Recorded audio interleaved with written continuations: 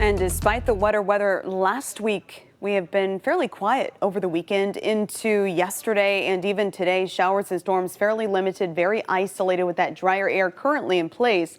And I wanted to point this out. We're actually in deficit for the month. So you can see our month to date totals here, what we should typically be up to for September 16th. So from September 1st through the 16th.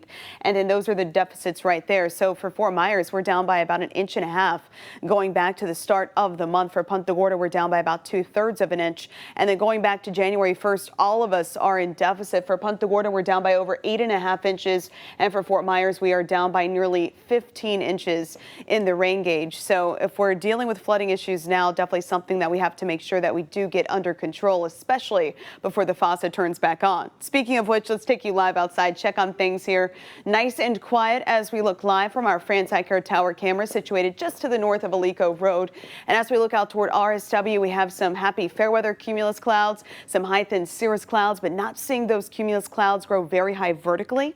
Overall, we are seeing again a lot more stability today, and that's why those storms and the development has been fairly limited. We do have a bit of activity farther inland as expected across Hendry County, especially for Big Cypress, so stretching a little bit farther off toward the south, just to the east of Immokalee. We do have some heavier downpours there traveling along the alley. Earlier on, we were dealing with some of that wet weather. All of this, though, is kind of drifting up toward the north and east, so heads up to Clewiston as well as Belle Glade. So you can see those heavier pockets right now affecting Montura, moving toward Clewiston as well as Whitten Corner. It does look like you will be affected by those downpours, including spots like Lake Harbor.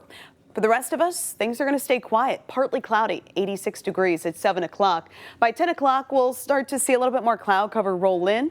It does look like tomorrow morning we're going to wake up to those mostly cloudy skies with temperatures in the mid-70s. So yes, overall, we will be seeing more moisture work its way in. This is a closer look at our precipitable water forecast. Again, it measures the amount of moisture throughout the entire column of the atmosphere, from the low levels to the mid levels, upper levels. Kind of gives you an idea of what those storms might have to work with in terms of moisture content, just how heavy those storms could be. This actually gives us a good idea of whenever we're forecasting how much rainfall we could potentially pick up in any given day.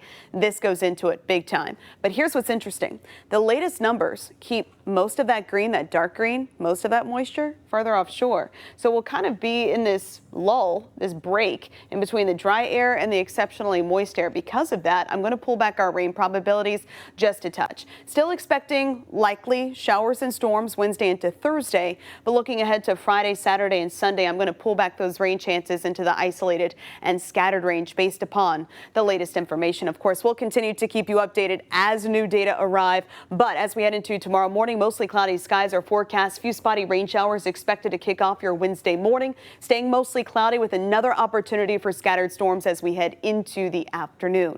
Overall, more clouds, more rain will keep temperatures in the upper 80s instead of those lower 90s. Expecting mostly cloudy skies the next couple of days with a bit more sunshine, leading to warmer temperatures Friday, Saturday, and Sunday.